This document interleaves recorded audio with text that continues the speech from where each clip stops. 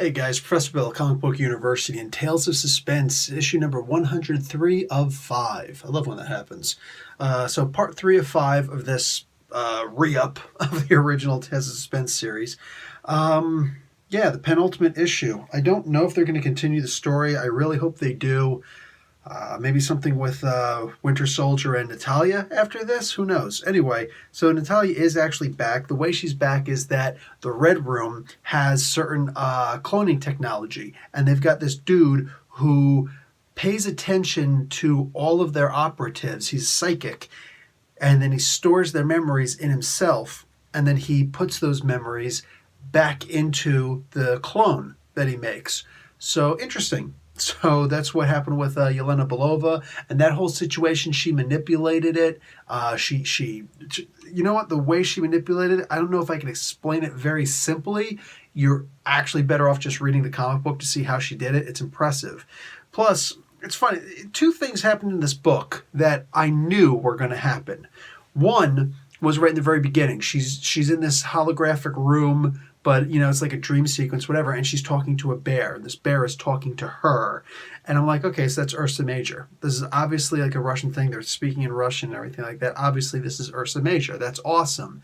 And then it's not until much later that somebody says, oh, you did not recognize Ursa Major, the famous Russian soldier?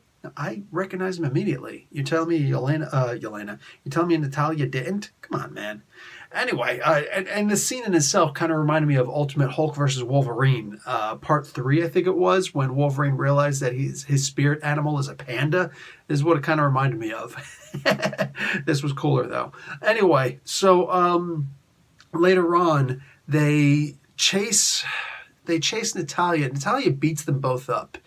And she gets the drop on Bucky. That's the only reason why I'm letting this one slide. In my opinion, Bucky is going to take down Natalia. It's not going to be easy, but it is going to happen.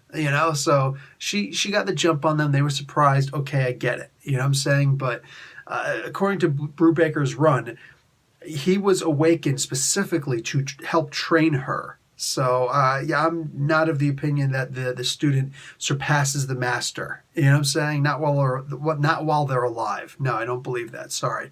What I will say, though, is that it was pretty obvious how they got trapped. As soon as they walked in the room, I don't think this is such a good idea. It's Natalia. She was obviously leading you into a trap. And they even said, Bucky at least, he's the smart one between him and Clint. He even says, nah, she let us see her run into here. So, I just don't think Bucky's going to fall for this. So he even says what the room is before he actually gets, whatever, the trap is sprung. And he winds up losing his arm, the one that's already a robotic arm. And Hawkeye's bow gets broken, and she takes them, and obviously they're going to be trophies to show that she did in fact kill these two. She also blows up the facility that they're in, and it's a very innocuous death. It's very ambiguous, but I think that it's going to do the job. Anyway, Bucky keeps losing his arm, dude. I'm telling you, man, dude needs to carry a spare in his backpack just because. This was a pretty good issue. I'm going to give this a B-.